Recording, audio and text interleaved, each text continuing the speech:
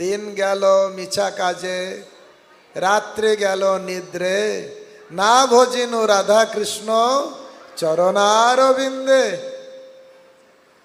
দিন বেকার কাজে চলে যাচ্ছে, দিনেরও স্বপ্ন দেখছি, রাত্রেও স্বপ্ন দেখছি।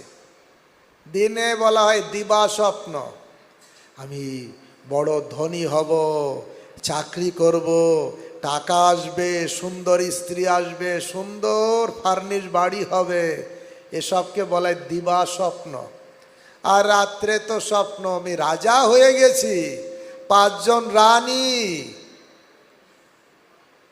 হঠাৎ ঘুম ভেঙে গেল, দেখছে ছেঁড়া কাতায় শুয়ে আছে, ছেঁড়া কাতায় শুয়ে লাখ টাকার স্বপ্ন।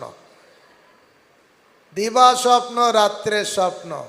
দিন গেল মিছা কাজে, নিশা নিদ্রা বসে, নাহি ভাবি মরণ নিকটে আছে বসে। খাই দাই হেরি পরিচিন্তাহীন, নাহি ভাবি এ দেহ ছাড়িব কোনোদিন। তাই আমাদের আচার্যরা বলছেন, বুঝতে পেরেছি, তোমাকে কানটা ধরে কোথায় নিয়ে যাবে?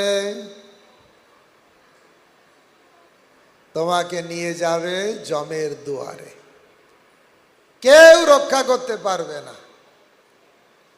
এখানে আপনার অসুস্থ হয়েছেন, হসপিটালে ভর্তি করলে ছেলে যাবে, মেয়ে যাবে, বৌমা যাবে, নাতি যাবে, নাতনি যাবে, বলবে দাদু দাদু কেমন আছো দাদু, হসপিটালে ভিজিটিং আওয়ারে যাবে।